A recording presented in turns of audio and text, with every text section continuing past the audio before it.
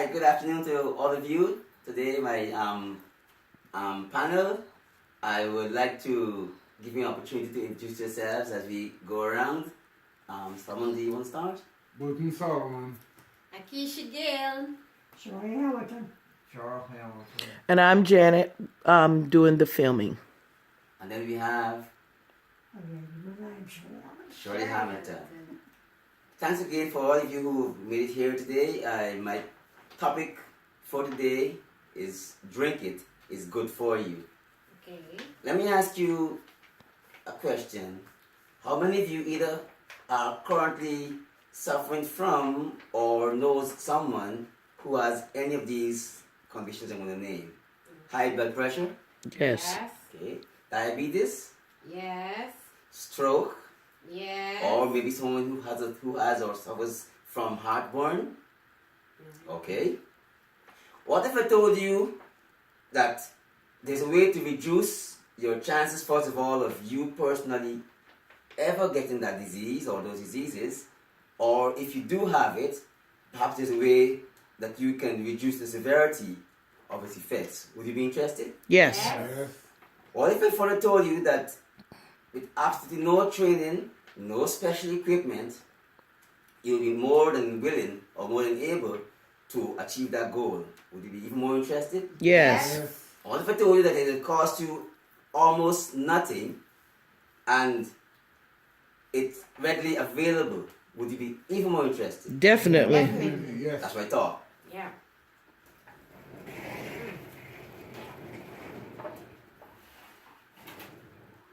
Water.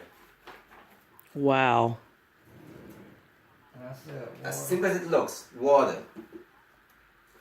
What does water have to do with all these conditions I've called so far?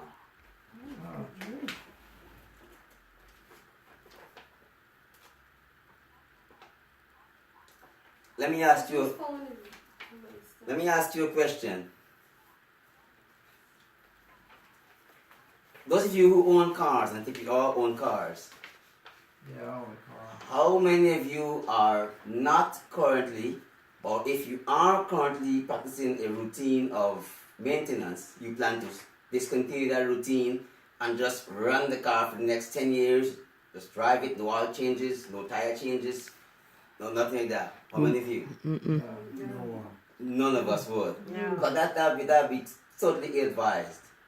Now our bodies are multiple times more advanced and more complicated than any car could ever be. And for us to maximize the benefits of our bodies, we've got to do a couple of things.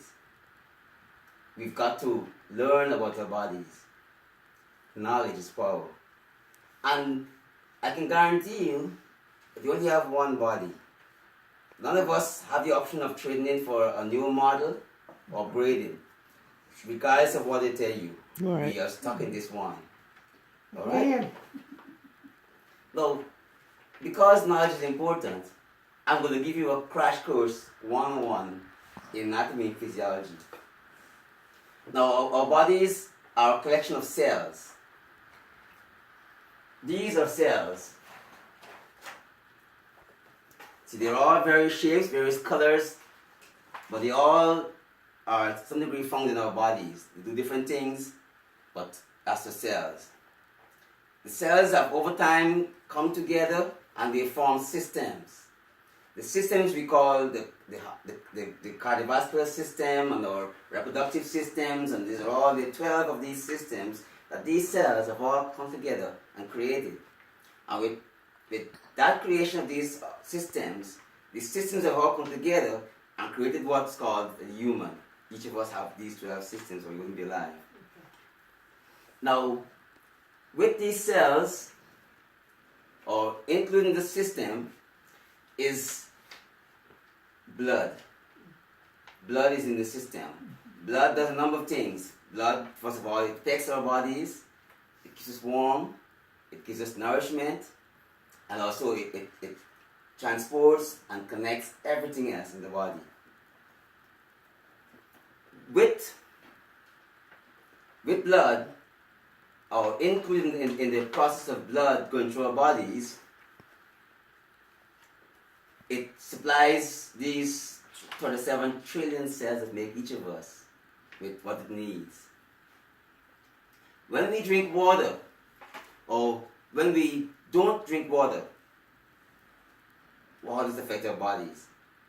First of all, the blood flows through the blood vessels called veins and arteries. And this system is pressurized and needs to remain pressurized. If the pressure ever drops, the body has systems and ways at which it fixes that problem. The vessels contract, they get smaller, so the pressure remains constant. Or if it needs to, it expands, let the pressure be released. With that pressure, with that exchange or that moderation in volume, we can maintain the pressure. If the blood pressure drops too low, the blood carries gases, oxygen and other gases in it.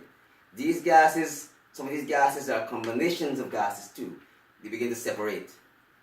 With that separation, those of you who know about diving, it's almost like getting bends on the earth. So pretty much some gases can escape out of the blood vessel, goes it shouldn't need to be, and then it creates issues, gets problems. And not only that, if the pressure is too low, then it begins to create issues with the brain. The brain cannot get its nourishment. The brain starts to we get faint, we get lightheaded, and other issues begin to rise.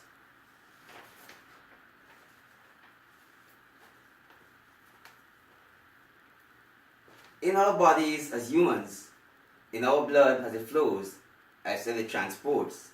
It transports the nourishments that you get from our food to all over the body. These nourishments are normally broken down when we eat into vitamins and minerals, amino acids, and that's how we get our nourishment. No rice goes to our kidneys, no bread goes to our heart. It's all broken down into its basic parts, and the body then takes these cells, takes those broken down components and makes what it needs. Each of these cells is a city. It has generation for power, it has distribution, it exports, it imports, it has microengineers, builds, remodels, structures, all within the cell. It has a wall for protection, and it determines what comes in and what goes out of its walls. When the blood transports these nourishments to these cells, it has to find a way of getting in and out of these cells. One way it does this is as it exchanges certain vital elements, particularly salt and potassium. Salt is found outside of the cell in the blood in high concentrations, and then potassium is found in the cell in high concentrations. And each salt flows naturally into the cell, and potassium naturally flows out of the cell. And with this exchange, certain things are allowed to go into the wall at the same time. Now, in this blood, this combination of vitamins and minerals and the rest of it has to maintain a balance. Otherwise, because our bodies function in a system called osmosis, which basically says that if you have two elements, two situations or two things near each other, the cell being one, the blood being the other, they have to be in balance. They have to be in balance. If there is no balance, then science, nature says that it has to transfer whatever is too much on this end to make this end become balanced. Now, usually nature prefers to move the bulky stuff. Move the stuff around, have apples here and apples are not equal, move the apples around, make the apples equal. But because there's a wall, apples cannot go as freely across as they would like. So what nature says, the next best thing, we move water around. So if you do not drink water, now the concentration of these elements in your blood begins to build up and gets more concentrated. With that concentration, there has to be a balance. Right? It has to put water from somewhere. When you drink water, that water would have diluted that concentration and made it okay.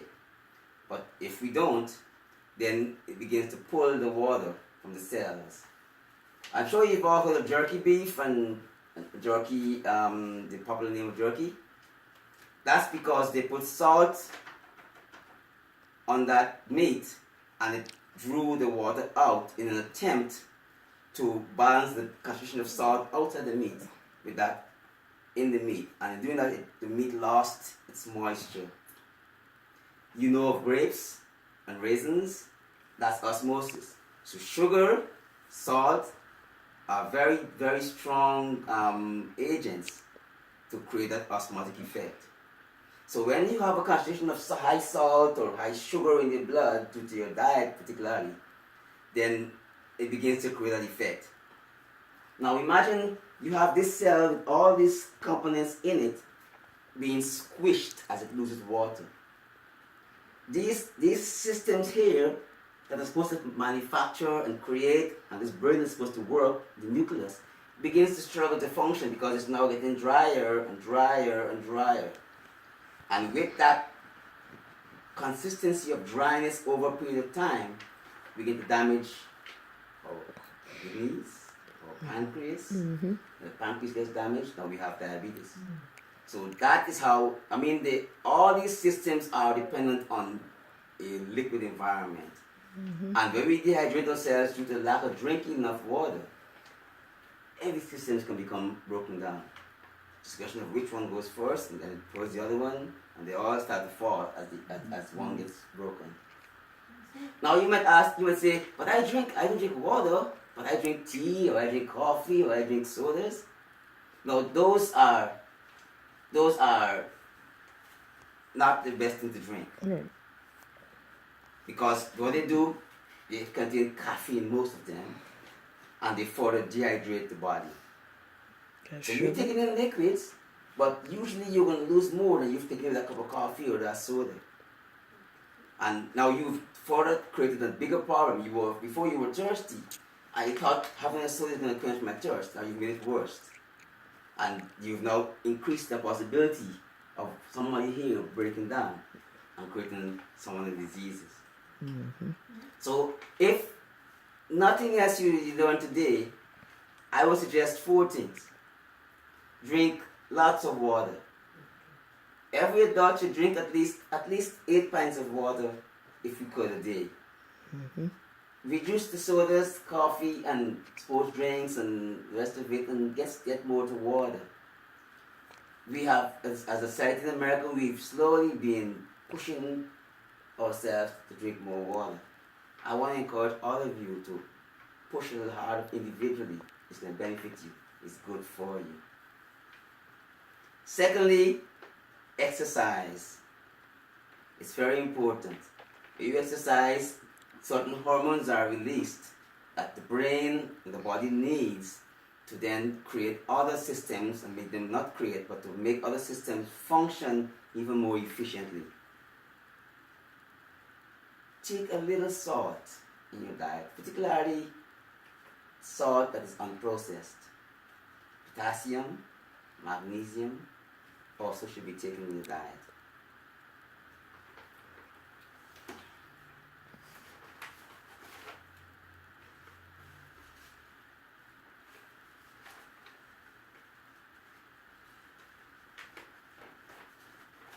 Yes, that's it. Drink a lot,